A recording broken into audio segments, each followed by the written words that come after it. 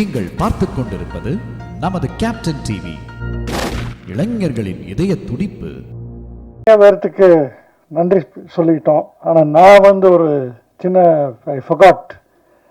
இந்த ஃபில்மில் எல்லாரும் சொன்னாங்க, பழைய காருங்க, பழைய சாமானுங்க எல்லாத்தையும் கொண்டு ஃபில்மில் வச்சு மியூசியத்திலிருந்து யூஸ் பண்ணானே.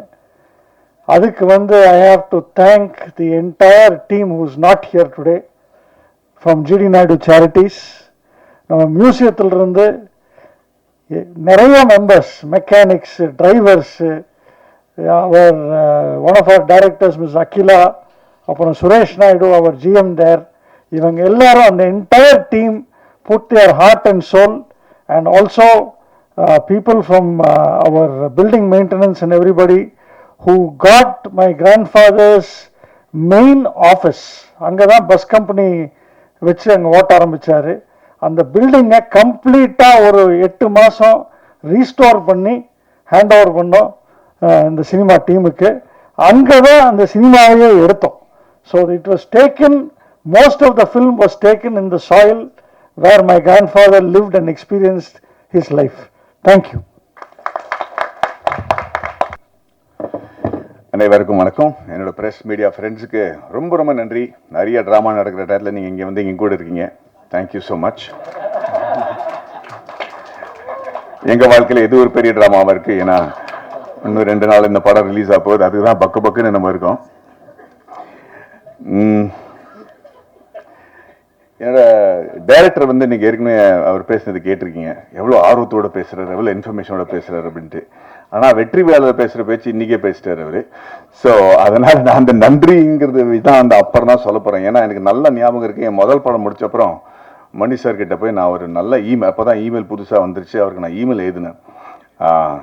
இந்த படம் பெரிய ஹிட் ஆகிடுச்சு, எல்லோரும் நல்ல பேர் புகழெலாம் கிடச்சிருச்சு. ஸோ மனசில் இருக்கிறதெல்லாம் அப்படியே ஒப்பி எழுதி 2-3 பேஜுக்கு 2-3 சைடுக்கெல்லாம் அந்த இமெயில் அனுப்பிச்சு, ரொம்ப நன்றிங்க, ஒரு பெரிய ப்ரொடியூசரில் கூட தான் மகனுக்கு இந்த மாதிரி ஒரு இன்ட்ரடக்ஷன் கொடுக்க முடியாது அப்படின்னு நிறைய விஷயங்கள் எழுதினேன்.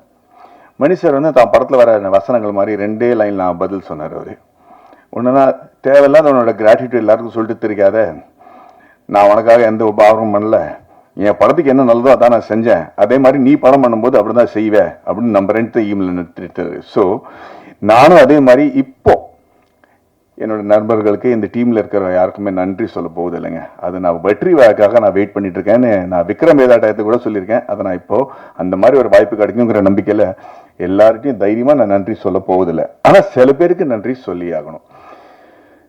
ஜிடி நாயுடுங்கிற ஒரு படம் பண்ணுறதுக்கு முன்னாடி என் வாழ்க்கையில் சில ரியல் லைஃப் கேரக்டர்ஸ் அமைஞ்சிருக்காங்க. எனக்கே தெரியாமல், தெரிஞ்சோ தெரியாமலோ நிறைய பேர். ரங்தே பசந்தி பண்ணும்போது ஸ்குவாட்ரனில் ரஜய் ராத்தோட, அதுவும் ஒரு ரியல் கேரக்டர் பேஸ் பண்ணி தான் இருந்துச்சு. குருங்கிற படம் பண்ணும்போது என்னோட கதாபாத்திரம் அது ஒரு ரியல் லைஃப் கேரக்டர் பேஸ் பண்ணி இருந்துச்சு. அண்ட் ராக்கெட்ரி, அஃப்கோர்ஸ் துரேந்தர், அண்ட் இப்போ ஜிடி நாயுடு. சில கேரக்டர்ஸ் பண்ணும்போது நமக்கு பயம் இருக்காது, ஏன்னா அவங்களாம் based on a true character தான் இருக்கும். ஸோ அதோட படம் ஜெயிச்சிச்சுன்னா நல்லது, ஜெயிக்கலன்னா படத்தை பற்றி தான் எல்லாரும் பேசுவாங்க. ஆனால் ராக்கெட்ரிங்கிற ஒரு படம் பண்ணும்போது ஒரு உண்மையான உயிரோடு இருக்கிற ஒரு மனுஷனோட வாழ்க்கையை பற்றி நம்ம பேசிகிட்டு இருக்கோம். படத்தை நம்ம சரியாக எடுக்கலன்னு வச்சுக்கலாம், ஏற்கனவே இருக்கிற பிரச்சனைக்கு அது அதிகமான ஒரு பிரச்சனை ஆகிறதுக்கு வாய்ப்பு இருக்குது. அதனால் நான் ஏன் நன்றி சொல்ல விரும்புகிறேன்னா, முதல்ல GD Naidu sir, Rajkumar sir, Gopal sir, அந்த ஃபேமிலிக்கு. ஏன்னா இவங்களுக்கு இவங்க எங்களுக்கு வெறும் ஒரு படம் பண்ணுறதுக்கு வாய்ப்பு கொடுக்கல, ஜிடி நாயுடுன்னு ஒரு கதாபாத்திரத்தை பற்றி உலகத்துக்கு சொல்கிறதுக்கு ஒரு வாய்ப்பு கொடுத்துருக்காங்க. அது நம்ம கரெக்டாக பொறுப்போடு எடுத்துகிட்டு போய் சொன்னாதான் அவரை பற்றியான நல்ல விஷயங்கள் மக்களுக்கு தெரியும். அந்த படத்தை நம்ம சொதப்பிட்டோன்னா அது பாதிக்கக்கூடிய லெவலில் இருக்கும். அதை நான் இப்போவே சொல்லிடுறேன். அதனால் அந்த பயத்துலையும் அந்த மரியாதையோடையும் தான் எல்லாருமே இந்த படத்தில் வேலை செஞ்சுருக்காங்க. ஏன்னா we cannot afford to be wrong or inaccurate about such an impossibly unbelievable character like G.D. Naidu. So we took that very seriously. Sir, thank you very much for trusting us with the reputation of this man, and I hope that we do justice by him.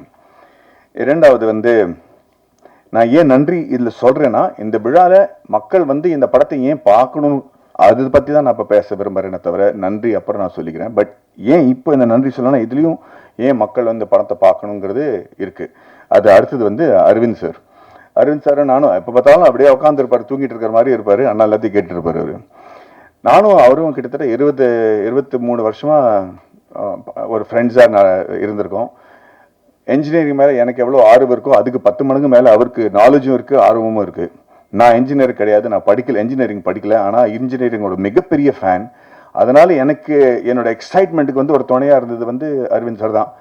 பிகினிங்லேயே வந்து helicopter எப்படி பண்ணணும், அது எப்படி பறக்க வைக்கணும், RC helicopter, உண்மையான ஹெலிகாப்டரில் RC helicopter planes அதெல்லாம் பறக்க வைப்போம். அதுலேயே கீழே வந்து என்னோட ஃபோனை ஒட்டி அதை எப்படி ட்ரோனை ஆக்குவோம், மேலேருந்து எப்படி ஃபோட்டோ எடுக்க முடியும் அப்படின்னு நிறையா எக்ஸ்பெரிமெண்ட்ஸ்லாம் நம்ம பண்ணியிருக்கோம். ஆனால் அவர் ஒரு சினிமாட்டோகிராஃபர், ஒரு டிஓபி, நிறைய படங்கள் பண்ணியிருக்காரு. இவ்வளோ நல்ல ஃப்ரெண்டாக இருந்தால் கூட நானும் அவரும் சேர்ந்து வேலை செய்கிறதுக்கு வாய்ப்பு கிடைக்கல. அவர் என்கிட்ட சைடாக சொல்லுவார், நம்ம 2 பேரும் எனக்கு ஒரு படமும் கிடைக்கல உங்க கூட மேடி அப்படின்னு அவர். எனக்கும் அது புரியல, ஏதோ ஒரு காரணத்துக்கு அது அமையாமையே இருக்கும். ராக்கெட்ரிங்கிற படத்தில் கூட அப்போ அங்கே நான் பாம்பே போய் செட்டில் ஆகிட்டேன். ரொம்ப நாளுக்கு அப்புறம் தான் தொடர்பே நமக்கு ஸ்டார்ட் ஆகுது. ஆனால் அப்போ கூட நம்ம நடுநூலில் பேசுவோம் தவிர நிறைய நாள் ஒரு கிட்டத்தட்ட 6-8 மாசமா பேசல நம்ம. என்னால் பிஸியாக இருந்துட்டேன். திடீர்னு ஃபோன் பண்ணி அவருக்கு நான் ஃபோன் பண்ணுறேன், அரவிந்த் சார் எனக்கு ப்ராஜெக்ட் கிடச்சிருச்சு, நீங்கள் வரீங்களா அப்படின்னு கேட்டிருக்கேன். என்ன ப்ராஜெக்ட் மாதிரி? ராக்கெட்டுன்னு ஒரு ப்ராஜெக்ட். ஓ வெரி குட். நான் என்ன பண்ணுவோம், நீங்கள் வாங்க என் கூட துணையாக இருங்க, இந்த படத்தை நம்ம பண்ணுவோம், உங்களுக்கு இன்ஜினியரிங் பற்றி நிறைய தெரியும், வரீங்களா அப்படின்னு கேட்டேன். வரேனே அப்படின்னாரு. எப்போ வரணும் அப்படின்னு கேட்டார். ஒரு 3 மணி நேரத்தில் ஃப்ளைட் இருக்குது, பாம்பேக்கு வந்துடுறீங்களான்னு கேட்டேன். நம்ப மாட்டீங்க, குடும்பத்தோடு வந்துட்டாங்க சார். அவங்களும் அவங்க ஒய்ஃப், எனக்கு ரொம்ப பிடிச்ச ஒரு லேடி வைஷ்ணவி மேம், 2 பேரும் சேர்ந்து அன்னைக்கு வந்தவங்க ராக்கெட்ரி முடிஞ்சு ரிலீஸ் வரைக்கும் என் கூடயே இருந்திருக்காங்க. ஏன் சொல்ல வரேன்னா, இவர் இந்த சப்ஜெக்ட் என்கிட்ட கொண்டு வரும்போது எனக்கு இதில் ஒரு பயங்கரமான தத்துவம் இருக்கும் அப்படின்னு புரிஞ்சிருச்சு. ஏன்னா லேஸில் கொண்டு வர மாட்டார். அப்படி கொண்டு வந்து இந்த இன்ஜினியரிங்கோட எனக்கு ஜிடி நாயுடு பற்றி தெரியாதுங்க. எனக்கு தெரிஞ்சதெல்லாம் கவுண்டமணி சார் ஒருத்தரை பெரிய ஜிடி நாயுடு திட்டுறது தான் தெரியுமே தவிர அவர் என்ன பெரிய சயின்டிஸ்டா அப்படின்னு கேள்விப்பட்டிருக்கேன். அதுக்கு மேலே எனக்கு அவரை பற்றி தெரியாது. அதுவே ஒரு பயங்கர குற்றுணர்ச்சியோட தான் நான் இப்போ ஃபீல் பண்ணுறேன். ஏன்னா அரவிந்த் சார் இந்த ஆளை பற்றி சொல்லும்போது எனக்கு ரொம்ப நான் ரொம்ப பிரமிச்சு போயிட்டேன். சரி, இவரை பற்றி ஏன் மக்களுக்கு தெரியல அப்படிங்கிறது. இந்த படத்தோட நோக்கமே ஜிடி நாயுடுன்னு ஒரு ஆளை பற்றி நம்ம தமிழ் சிலபஸ்ல ஒரு சாப்டர் இருக்கணுங்கிறத போராட்டம் தான். நம்ம அதித்தி பாலனோட போராட்டம் அந்த படத்தில் சாப்டர் இல்லைன்னு நான் கேள்விப்பட்டேன். அது எனக்கு ரொம்ப தப்பாக தோணுச்சுங்க. அண்ட் அதுக்கப்புறம் இந்த கதை எப்படி நடந்துச்சு, யார் என்ன பண்ணாங்கன்னு ஏற்கனவே எல்லாரும் பேசியிருக்கிறாங்க. பட் அதுக்கு என்ன the root cause of me getting involved with this project எப்படின்னா, எனக்கு ஒரு பாம்பு புல் மாதிரி பிடிச்சா விட்டு மாட்டேன். ஸோ இது வச்சா கொடுமை சர்ச்சா மாட்டேன் லெவலுக்கு போயிடுவேன்.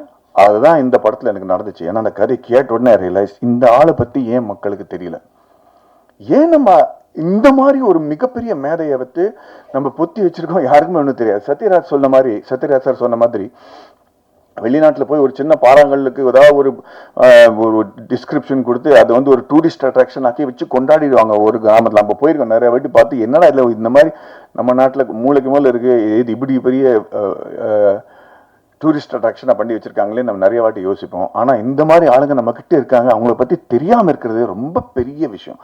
ஸோ அவரை பற்றி ஏன் தெரியணும்? ஏன்னா இன்னைக்கு நடக்கிற பல விஷயங்கள் அவர் அன்னைக்கே பண்ணிட்டாரு.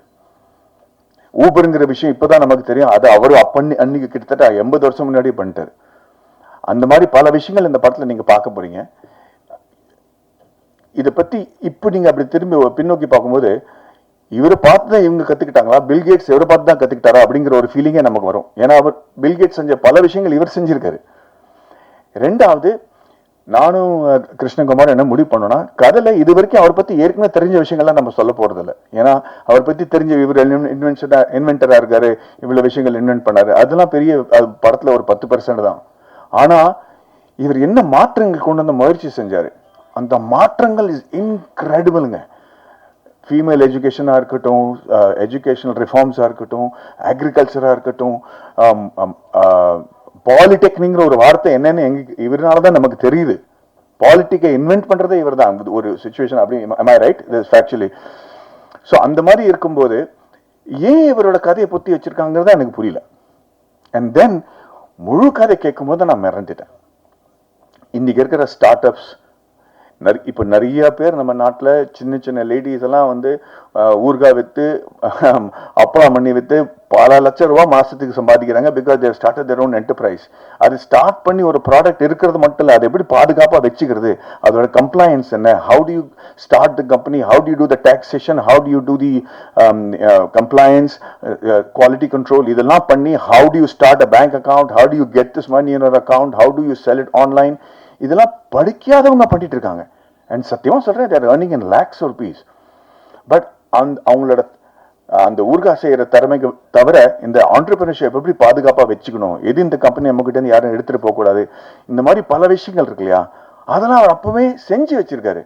அண்ட் இன்னைக்கு ஜிடி நாயுடு நம்ம அன்னைக்கே கொண்டாட்டு இருந்தோம்னு வச்சுங்களேன். அன்னைக்கு வந்து முதல்ல வெள்ளைக்காரங்க வந்து அவங்கள ஸ்டாப் பண்ணாங்க, அவருக்கு கிடைக்கக்கூடிய மரியாதை கொடுக்கல, அவங்களுக்கு கிடைக்கக்கூடிய அவர் சக்சஸ்ஃபுல் ஆகுறதுக்காக நடுவில் நின்னாங்க. ஆனா இந்த படத்தோட டேக்லைனே வந்து feared by the British and forgotten by his countrymen. ஏன் ஃபியர் பண்ணாங்கிறது கூட நீங்க பார்க்கணும். ஏன்னா என்னைக்கும் அவரு பிரிட்டிஷ்காரன் முன்னாடி தலை குனியவே இல்லை.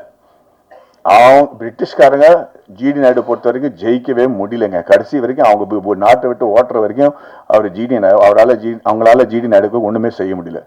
ஆனா அதுக்கப்புறம் வந்த பிரச்சனை தான் இன்னும் வருத்தமா இருந்துச்சு. நம்ம ஆளுங்களே போட்டு அவரை ஸ்டாப் பண்ணிட்டாங்க. ஏன்னா அவர் இன்னைக்கு நம்ம ஸ்டாப் பண்ணலன்னு வச்சுக்கலாம், Coimbatore would be one of the biggest industrial hubs in the world. அந்த காலத்திலேயே ஒரு மிகப்பெரிய கம்பெனி கோயம்புத்தூருக்கு வந்து இன்னைக்கு கோயம்புத்தூரோட கதையை வேறையா இருந்திருக்கும், இந்தியாவோட கதையை வேறையா இருந்திருக்கும். அந்த காரணத்துக்காக தான் இந்த படம் பார்க்கறது இம்பார்ட்டன்ட்டுங்க. ஸோ ஐ எம் செகண்ட்லி ஒரு ரெண்டாவது நன்றி நான் சத்யராஜ் சார், ஜெயராமன் சார் ரெண்டு பேருக்கும் சொல்லணும். பிகாஸ் அவங்க ரெண்டு பேரும் மேதைங்க. ஒரு சின்ன குழந்தையோட ஆர்வம் எப்படி இருக்கும் தெரியுமா, ஒரு புதுசாக ஏதாவது பார்க்கும்போது, ஒரு ஜூக்கோ சர்க்கஸோ போகும்போது அந்த கண்ணில் ஒரு ஆர்வம் இருக்குல்ல, அதுக்கு மேலே இருக்க ஆர்வத்தோடையும் எனர்ஜியோடையும் செட்டில் வந்து என்றைக்குமே நம்ம இவ்வளோ பெரிய எக்ஸ்பீரியன்ஸ்ட் ஆர்டிஸ்ட்டுங்க அப்படின்னு காட்டாமல் எல்லாருக்கும் ஒரு இடம் கொடுத்து, எந்த சீனில் பக்கத்தில் கம்முன்னு நிற்கணுமோ அந்த சீனில் பக்கத்தில் கம்முன்னு தான் நிற்கிறாங்க. ஒரு இந்த மாதிரி சீனியர் ஆர்டிஸ்ட்க்கு அந்த மாதிரி ஒரு மெச்சூரிட்டி பார்த்தோன்னா நம்ம எல்லாருமே செட்டில் புரிஞ்சுக்கிட்டோம். This is what commitment level means. So உங்கள் வயசில் கூட நான் இந்த மாதிரி கமிட்டடாக இருக்கணுங்கிற ஒரு வேண்டிகளோட நான் உங்களுக்கு நன்றி சொல்றேன் sir. Yes, look at how young he is looking. He's giving a run for the money to all young actors. And கடைசியாக நன்றி சொல்றது ஏன் மறுபடியும் நன்றின்னு சொல்கிறேன், பிகாஸ் இதுக்கு இந்த சினிமாவுக்கு பொறுத்த ஒரு விஷயமா இருக்கு. இஸ் விஜய் அண்ட் வர்கீஸ் மூலம் ரெண்டு பேரும் என்னோட ராக்கெட்டில் ப்ரொடியூசராக இருந்தாங்க.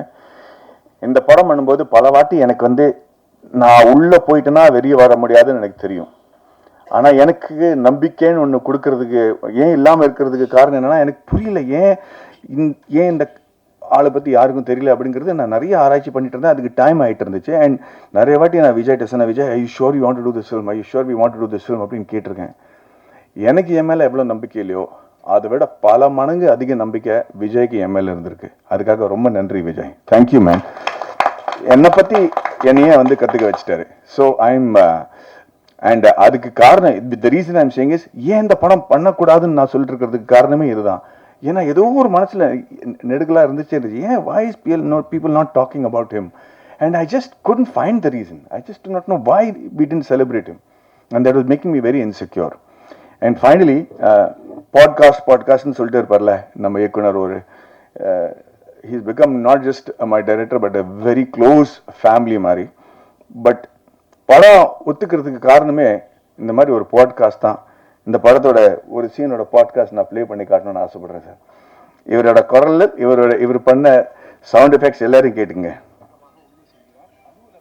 அவரது உதவியாளரும் இன்னொரு குமாஸ்தாவும் பேசிக் கொண்டிருக்கிறார்கள். சாரங்கபாணி வந்ததும் எழுந்து நிற்கிறார்கள். சாரங்கபாணி டென்ஷனாக, வெளில போறது ஜிடி நாயுடு ஆபீஸ்ல வேலை பார்க்குற கிளர்க்கு தானே, எதுக்கு வந்துட்டு போறார்? வருமான வரி உதவியாளர். ஐயா, இவர் வேற ஜோலியா வந்திருக்கிறாரு. மிஸ்டர் போஸ்னு ஒருத்தரோட கடந்த 3 ஆண்டுகளா வருமான வரி கட்டின விவரங்களை கேட்டு வாங்கிட்டு போறார் சார். சாரங்கபாணி டென்ஷனாக, யோ யார் வந்து என்ன கேட்டாலும் கொடுத்துருவீரா? வருமான வரி உதவியாளர், இல்லைங்க சார், அவரு போஸோட சரியான ஆவணங்களை எல்லாம் காமிச்சிட்டு தான் வாங்கிட்டு போறார் என்று அந்த ஆவணங்களை காண்பிக்கிறார். சாரங்கபாணியும் அவற்றை பார்க்கிறார். சாரங்கபாணி குழப்பத்துடன், அது சரி, ஆனா நாயுடு ஆபீஸ்ல இருந்து எதுக்கு போஸோட ஆவணங்களை வாங்கிட்டு போறா என்று அவர் கேட்க மற்றவர்கள் புரியாமல் விழிக்க வெளியே ஏதோ சலசலப்பு கேட்டு இவர்கள் வெளியே வராண்டாவுக்கு வருகிறார்கள். பியூன் ஓடி வருகிறார். பியூன் சாரங்கபாணியிடம், சார் ஒரு ஆள் நாயோட வந்து கலாட்டா பண்றார் சார், நாயை உள்ள விட முடியாதுன்னா கேட்க மாட்டேங்கிறாங்க, எகத்தாமா பேசுறார் சார் என்று சொல்ல சாரங்கபாணி வெளியே பார்க்கிறார். அங்கே ராஜபாளையம் நாட்டு நாய் ஒன்றுடன் ராமையா பிள்ளை. நாய் மற்றவர்களை பார்த்து குறைத்தபடி இருக்க அதன் பிடியை விடாமல் இருக்கிறார் ராமையா பிள்ளை. சாரங்கபாணி வாசலை நோக்கி நடந்து வருகிறார். ராமையா பிள்ளை உறக்க சாரங்கபாணிக்கு கேட்கும்படி, வணக்கம் சார் வாய், இப்பதான் அடிக்கடி சந்திக்கிறோம். சாரங்கபாணி கடுப்புடன் நடந்தபடியே. மீதி போய் படத்துல பாருங்க. இப்படி ஒருத்தர் கதை சொன்னாங்கன்னு வச்சுங்களேன், எப்படிங்க நம்ம பண்ணாம இருக்க முடியும்? இதை பத்தி கவலைப்படாத, இன்னும் 4 மணி நேரத்துல படம் பார்க்க போறாங்க. ஸோ அது இதுல நிறைய மாற்றங்கள் இருக்கு, பேரெல்லாம் மாத்திருக்கோம் நம்ம. அதனால ஏன்னா அந்த சென்சாரோட மேட்டர்லாம் இருக்கு. பட் இரியா உன் குரல் எனக்கு ராத்திரி கூட கேக்குது. ஸோ அந்த மாதிரி ப்ரெப் இருக்கும்போது எந்த நடிகனாலையும் இல்லைன்னு சொல்ல முடியாது. ஸோ இந்த வாய்ப்பு எனக்கு கிடைச்சதுக்கு நான் வந்து ரொம்ப ரொம்ப பெருமைப்படுறேன். காந்தின்னு ஒரு படம் சொன்னா நீங்க வந்து பென் கிங்ஸ்லி பத்தி தான் யோசிப்பீங்க. பிகாஸ் இல்லை நம்ம வந்து அன்றைக்கி நம்ம பேசிட்டு இருக்கோமோ வீரபாண்டிய கட்டபொம்மன்னா நமக்கு வந்து சிவாஜி கணேசன் சார் தான் ஞாபகம் வருவார். அது ஒரு பெருமையோட ஒரு பொறுப்பு கூட தான். So I hope that with GD Naidu I have done justice to one great legendary man and be my honour. Thank you very much. வணக்கம், நன்றி. இன்னும் 3 மணி நேரத்தில் படம் ஸ்டார்ட் ஆகும் போது நீங்கள் சீக்கிரம் கிளம்பி போய் ஃபேமிலியோட திருப்பி வந்துருங்க, படம் பாருங்க ப்ளீஸ். தேங்க்யூ.